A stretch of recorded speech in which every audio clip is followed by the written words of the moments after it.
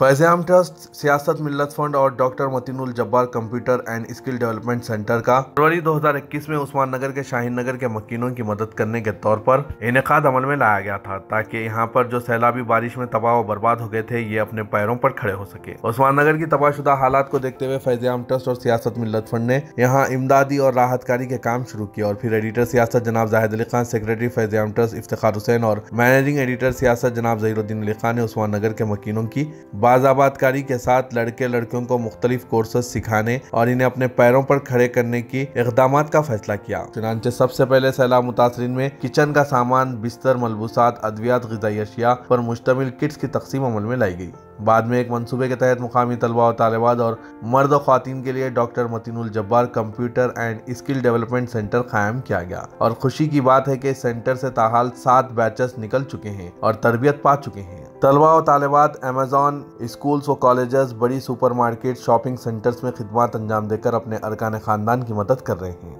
आज इस सेंटर के 7वें बैच के इख्तिताम पर तलबा और तालिबात में तकसीम असनाद की एक तकरीब मुनक्किद की गई, जिसमें न्यूज़ एडिटर सियासत जनाब आमिर अली खान ने मेहमान खुसूसी की हैसियत से शिरकत की। इस मौके पर अपने खिताब में जनाब आमिर अली खान ने कहा कि किसी कौम की कामयाबी के लिए इसकी नौजवान नस्ल में वक्त की पाबंदी यानी डिसिप्लिन या टाइम मैनेजमेंट और मेहनत की ज़रूरत होती है और ये ऐसी चीज़ें हैं जो इंसान को तरक्की की मेराज पर पहुंचा देती है। जहां तक टाइम मैनेजमेंट का सवाल है, आप और हम अपनी रोज़मर्रा की ज़िंदगी में देखते हैं कि मुख्तलिफ इदारे और कंपनियां, चाहे वो मल्टीनेशनल कंपनीज क्यों ना हो, टाइम मैनेजमेंट पर जोर देते हैं। हालांकि टाइम मैनेजमेंट हमारे लिए कोई नई बात नहीं है। दीन इस्लाम ने 1445 सालों पहले ही ये तस्वुर दिया है और पंजावख्ता नमाजें टाइम मैनेजमेंट और डिसिप्लिन की बेहतरीन मिसाल हैं। जनाब आमिर अली खान ने कहा कि जिंदगी में मनसूबाबंदी बहुत ज़रूरी है, क्योंकि रोशन मुस्तकबिल के लिए मनसूबाबंदी लाजमी है। इससे इम्कानी रुकावटों को दूर किया जा सकता है। उन्होंने कोर्सेस मुकम्मिल करने वाले तलबा को मशवरा दिया कि वो भी मनसूबाबंदी और तैयारी कर लें। इब्तदा में Mohammad Azam Khan, field officer फैज़-ए-आम trust ने सबका खैर मकदम किया। सेक्रेटरी फैज़-ए-आम ट्रस्ट जनाब इफ्तिखार हुसैन ने खिताब में बताया कि सैलाबी बारिश के दौरान जनाब जाहिद अली खान और जनाब ज़हीरुद्दीन अली खान ने सोचा कि क्यों ना उस्मान नगर के नौजवानों और मर्द ख़वातीन को इनके पैरों पर खड़ा किया जाए। चुनांचे ये सेंटर का क़याम अमल में लाया गया और अब तक बेशुमार लड़के लड़कियां हुनरमंद होकर रोजगार से मरबूत हो चुके हैं। खुशी की बात यह है कि इनमें लड़कियों की अक्सरियत है।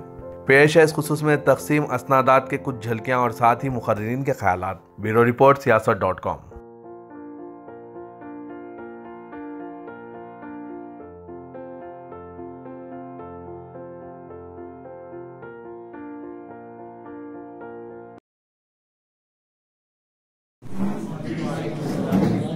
यहाँ इफ्तिखार साहब, हैदर साहब और स्टाफ के साथ आप लोगों को पहले तो मुबारकबाद दूंगा भाई कि आप लोग अभी जो बैच कंप्लीट करे सर्टिफिकेट्स मिल रहे हैं, मगर इसके बाद का जो मरहला है वो बहुत इम्पोर्टेंट है किसी के वास्ते भी, जो भी पास होता है उनके लिए।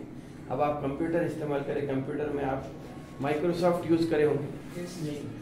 माइक्रोसॉफ्ट कंपनी के जो मालिक हैं बिल गेट्स, उनका एक जुमला जो हर वक्त दोहराया जाता, जब भी स्टूडेंट से मुखातिब होते तो ये जुमला दोहराया जाता कि किसी को मच्छी खिलाना मत सिखाओ, मच्छी पकड़ना अगर उनको सिखा दिए तो उन्होंने कहीं पर भी जाके मच्छी पकड़ के कारोबार कर सकते, खा ले सकते। तो वैसा ही आपको जो ट्रेनिंग दी गई है, यही सोच के दी गई है कि आप अपने नेक्स्ट जो फ्यूचर है उसकी प्लानिंग आप करना।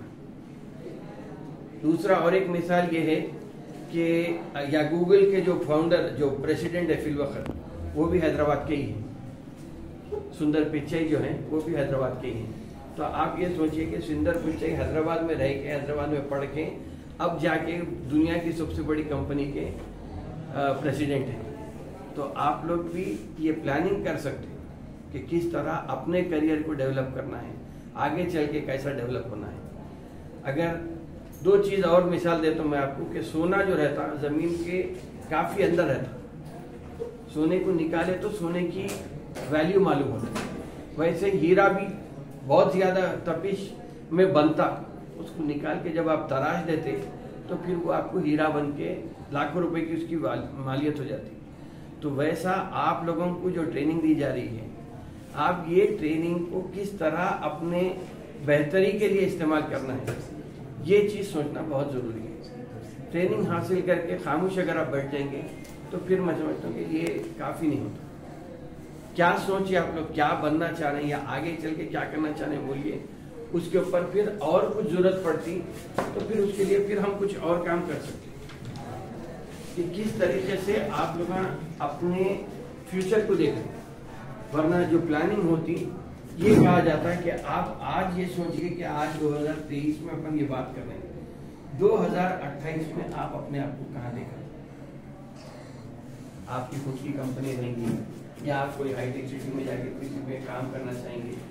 ये प्लानिंग, 5 साल की प्लानिंग आज जरूरी है।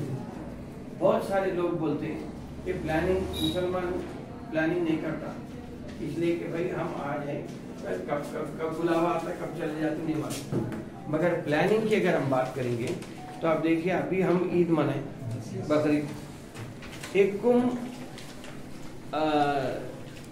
जिलहज से पहले क्या बोला जाता कि भाई आप अपने बाल तराश के, नाखून काट के तैयारी कर लीजिए, जिलहज के साथ आपको तैयारी करना है। तो ये प्लानिंग की अगर हमारे पास मुसलमानों में बात नहीं रहती तो ये बात क्यों बोली जाती थी। तो प्लानिंग तो होना है। अब प्लानिंग आप क्या करें, अपनी प्लानिंग, फ्यूचर प्लानिंग, वो इम्पोर्टेंट। अब ये सीखे बाद आप कितने लोग क्या करना चाह रहे हैं, ये अगर बोले तो फिर आपकी प्लानिंग मालूम होती या आपको क्या चीज में किसी वजह से रुकावट आ रही तो उसको दूर करने के लिए फिर क्या कर सकते हो वो सोचा जा सकता है। सक्सेस स्टोरीज, अभी इफ्तिखार साहब तो बोले कि सक्सेस स्टोरीज तो हैं, लेकिन आप लोग अभी से तैयारी कर लेना है, सीखे बाद। और एक चीज मैं आपको बोलता हूँ कि एक खुदादार सलाहियत हिंदुस्तान में मौजूद है और खास तौर पे मुसलमानों में है। मुसलमानों में अगर हम बात करेंगे या अगर आप जंगल गांव की तरफ चले जाएंगे तो एसटीज में ये चीज होती है। ये एक खाली सिर्फ तराशने की जरूरत होती है। आपके पास दिमाग बहुत अच्छा चलता, सिर्फ ये है कि सही सिम्त में अगर चला तो फिर आप अपनी जिंदगी को सही ढंग से प्लानिंग के साथ आगे कामयाब जिंदगी गुजार सकते हैं। अगर गलत उसमें चले गए तो फिर वहाँ आपकी प्लानिंग पूरी बेकार हो जाती है।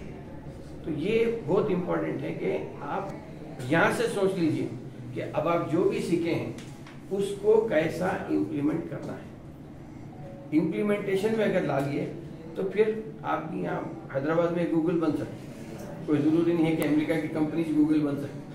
तो यहाँ पे अब नए नए जो तरीके आए हैं, मैं 1-2 मिनट और कि हैदराबाद में एक तरीके से मुसलमानों को दबाने की कोशिश की गई, मगर जैसा प्राइवेटाइजेशन आया उन्होंने ये देखते कि आपके हाथ में हुनर क्या है, बच्चा क्या कर सकता, बच्ची क्या कर सकती, इमीडिएट रिक्रूटमेंट कर लेते हैं। तो वहाँ पे मजहब का मामला नहीं आता, हिंदू, मुसलमान, SC, ST, BC ये सब कुछ नहीं देखते। बच्चा अगर कर सकता तो बच्चे को फौरन हायर कर लेता। और एक चीज क्या है, लीडरशिप क्वालिटी। लीडरशिप क्वालिटी आप देखिए कि लीडर मतलब पॉलिटिकल लीडर नहीं, ये तो अलग कैटेगरी के लोग हैं, मगर लीडर, अगर आप लीडर बन सकते तो कोई एक आदमी टीम लीडर बन सकता। आपके बैच में से कोई आप लोग बन के 4-4 लोगों का या 5 लोगों का एक ग्रुप बना लिए, बना के कोई एक चीज पे कॉन्सेंट्रेट करके उसको बेहतर से बेहतर उसमें निखार लाएगा तो वो भी एक कंपनी बन सकती है। आज स्टार्टअप बोल के हजारों जगह बातचीत चल रही, स्टार्टअप कंपनी। स्टार्टअप के वास्ते मैं ये समझता हूँ कि मुसलमान बेहतरीन तरीके से किसी भी चीज का स्टार्टअप कर सकता। क्यों? एक हमारे पास ऑफिस में एक जनरेटर खरीदे थे 200 किलोवाट का जनरेटर खरीदे, जनरेटर चालू करे तो उन्हें स्टार्ट करते 3000 RPM पे रेस हो जा रहा था। समझ में नहीं आया मैकेनिक साहब को कैसा बनाना उसको। फिर 8 दिन के बाद आके बोले कि साहब इसका मैकेनिक है बॉम्बे में, बुलाना पड़ता। तो बॉम्बे में से आदमी को बुलाए तो मैं समझता हूँ कि 30 साल का आदमी था, कुर्ता पैजामा, दाढ़ी एंड टोपी। आए, आके जनरेटर का पूरा पूछे, 1 घंटे में बना दिया। उन्हें बोल दिया मेरे 30,000 रुपये मेरी फीस होती और 15,000 रुपये आने जाने का खर्चा, 50,000 रुपये लिया, 1 घंटे में बना के चले गए। क्या पढ़े हुए हैं पूछे तो बोला मैं कुछ भी नहीं पढ़ा, सिर्फ देख देख के सीखा। हमारे बाबा जनरेटर डीजल मैकेनिक है तो उनके पास बैठ के देखता था, वो देखते देखते सीख गया। तो आज मतलब हम तो बुलाए वक्त की बात है, मगर उन्होंने जनरेटर हमारे पास बनाए, मगर अब जो काम कर रहे हैं उन्होंने कि पर विजिट 50,000 रुपये उनकी फीस है। उन्होंने रिलायंस के जो समंदर में तेल निकालने के जो वो होती ड्रिल जो करते, उसके ऊपर अगर कहीं जनरेटर खराब हो गया तो इनको हेलीकॉप्टर में लेके जाते, वहां छोड़ते, बना के लाके वापस छोड़ देते। तो खैर नहीं है, काम करे, मेहनत करे, आप तरक्की करने का अगर सोच लिए तो फिर मैं समझता हूँ कि कोई चीज आपको रोकने वाली नहीं। बस आप अपने कॉन्फिडेंस को ये सेंटर जो है जो बना है, इसका आगाज़ उन दिनों में हुआ जो यहाँ आप जानते हैं कि तूफ़ान था या सैलाब आया था, काफ़ी लोग जो है पानी में घिर गए थे। तो उस वक्त भी मैं समझता हूँ कि इदारों में सब में पहला इदारा सियासत और फैज़ाब की जो टीम आई थी यहाँ वो हालात देखने के लिए आए थे।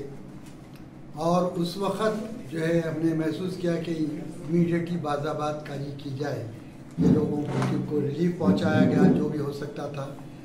और उसके बाद फिर हमारे राज अली खान साहब ने सोचा कि ये काम तो खैर हो गया है, लेकिन यहाँ के जो लोग हैं, लड़के लड़कियाँ, बच्चे बच्चियाँ जो मौजूद हैं, उनके लिए कुछ ऐसा हुनर जो मुहैया किया जाना चाहिए, कुछ ऐसे सेंटर्स की जो है बनाना चाहिए कि जिसमें ये लोग कुछ सीख कर अपने अपने फैमिली को सपोर्ट कर सकें। ये एक बेसिक ख्याल था जिसके तहत हमने ये काम शुरू किया, क्योंकि यहाँ की हालत इतनी ख़राब थी कि लोग, कई अफराद बेघर हो गए थे, वो फिर वापस आ रहे थे, जा रहे थे और काफ़ी तकलीफ़ों में थे।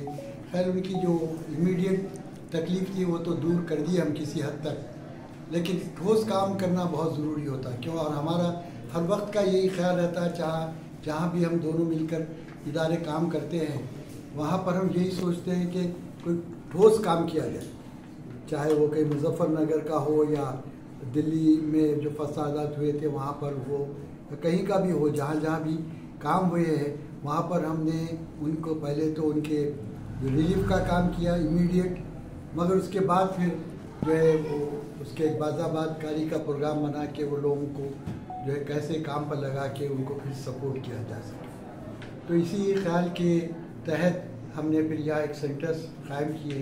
ये डॉक्टर मतीनुल जब्बार साहब, ये कनाडा में रहते हैं, मुकीम रहते हैं, वो हमारे कामों से इतने मानूस हुए और कितने इंस्पायर हुए कि उन्होंने ऑफ़र किया कि ये सेंटर जो है उसका इक्विपमेंट वगैरह जो भी पूरा जो ख़र्चा है वो देंगे।